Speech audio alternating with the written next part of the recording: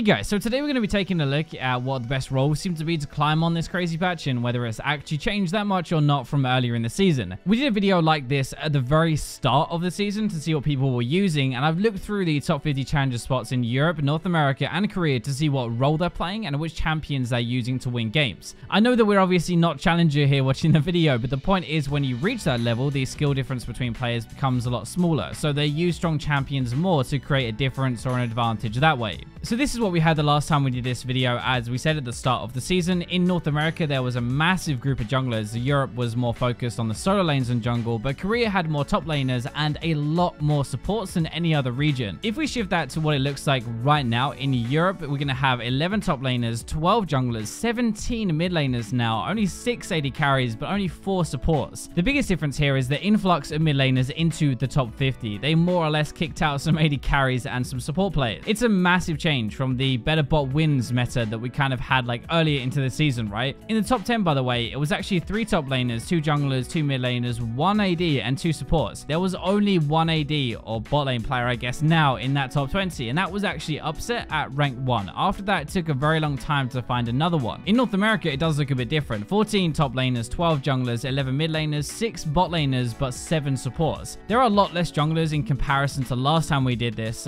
with top laners taking the crown, at least for now. Weirdly, the top 10 had no mid laners at all in it, but the top 20 slotted in 3 more, 2 supports, but no more bot laners or AD carries. In both Europe and North America, we only had 1 AD or bot lane player in the top 20. Korea is still the most even out of all of the servers, but they really value the power of support playmaking. Like, we had 12 top laners, 9 junglers, 9 mid laners, 9 AD carries, and 11 supports. So that is going to leave us with a total of 37 top laners, 33 junglers, 37 mid laners, 21 bot laners, and 22 supports. For the first time in a long time, it actually seems like AD is the worst role to climb with. So now we're going to go role by role and break down what people are actually playing within those, what they're using to climb. This is probably the best sort of kind of like meta snapshot you can take for some of the most optimal champions or strongest champions to play. So AD carry first, and really we should call it bot lane when you see this actually, but this is actually what it looked like before. We had lots of Tristana, lots of Vayne and Ezreal more than anything else. In Europe, there were only 6 AD carry players, right, in the top 50. 3 of those were using Lucian, but the same amount using Vlad now to climb. We have some Ezreal, we have some Kai'Sa afterwards, they even have some Mordekaiser and some Darius. It's actually similar for North America. We had 6 in the top 50, half of those using Lucian and Kai'Sa. Behind those, there was a lot more variety though. Heimer, Yasuo, still some Ezreal, but even some Brand and Mordekaiser.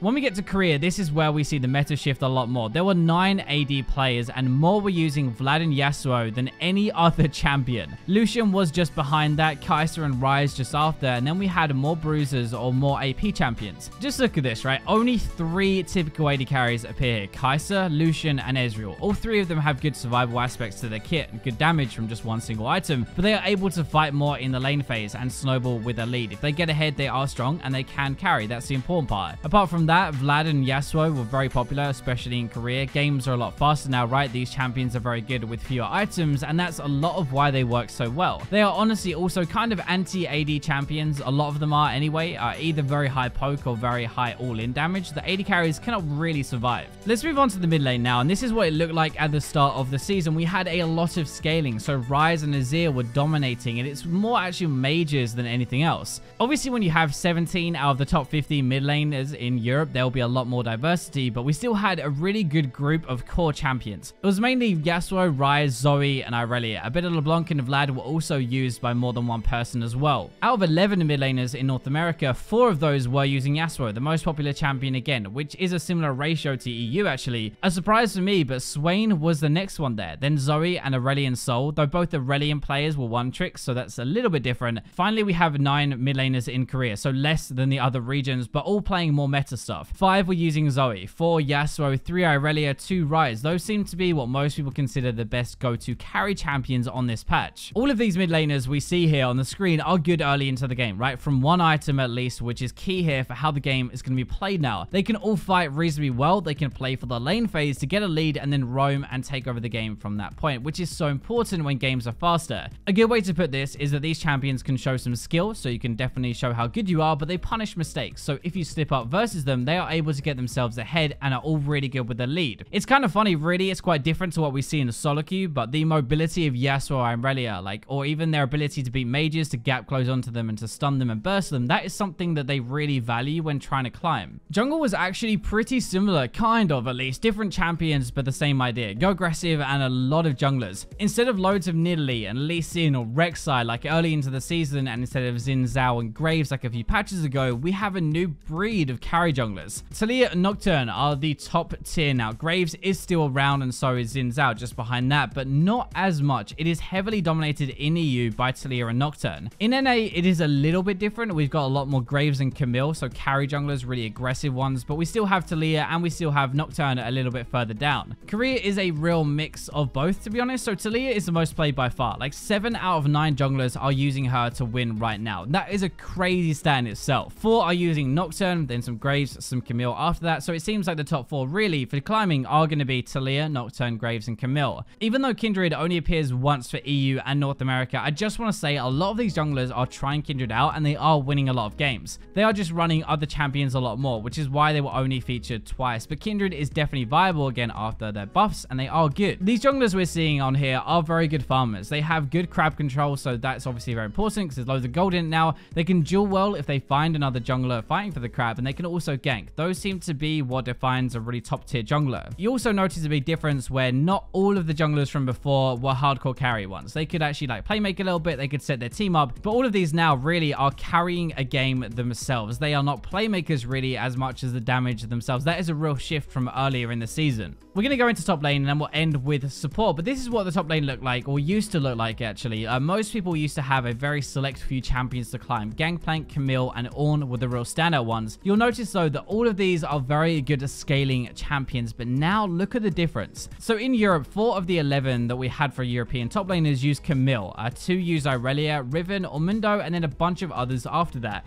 There is way more variety now in the top lane than before, and a lot of these are early game as well. A lot of things are good. I imagine as well that there will be a lot more Irelia in here, but mid laners are playing her a ton at the moment, as we've already seen, and she's banned a lot as well. So the combination makes it kind of tough. So there were 14 NA top laners in the top 50, and it's ironic, but we're going to get the Aatrox rework next patch, and he is one of the most popular top laners at the moment to climb with. Singed and even Kennen here actually round out at the top of the role, but again, we have a lot of different champions here, most of them bruisers, or at least very aggressive ones who are good in the lane phase. Looking at the 12 Korean top laners, this is where we're going to get the I'm going to carry myself kind of style. That comes out a lot more. Over half of the top laners here use Darius, a third use Aatrox, even 25% use Irelia, but the others are really aggressive as well. We even have a couple of Poppy here, which is a counterpick really to a lot of popular champions like Aatrox, like Irelia, like Camille, who are using their dashes all the time, and Poppy can obviously stop that. Instead of scaling top laners though, you'll notice that all of these regions have moved way more into win lane and then win games straight after. They are mostly dueling champions, right? Scrappers, like fighters, they get in your face and are also really good when they get ganks. I think this is something that a lot of people have forgotten about. Nobody would go top lane before. You would honestly never get ganks top lane. That is why you picked a late game, because they were left on an island and they could farm and scale. That was great. But now if you can snowball one of those champions, they can actually use that lead way more. That is a big part of why we're getting these champions. 2 things majorly help this as well. If you think about it, games are faster, so top lane bruisers can use their spikes from the lane phase, their lead from the lane phase, and actually win a game with it. And AD carries are not that strong, and those were the ones who would normally kite and shred the bruisers down, and they're not really in the game as much. So support is obviously not going to be the same because we've had a Pyke release since then.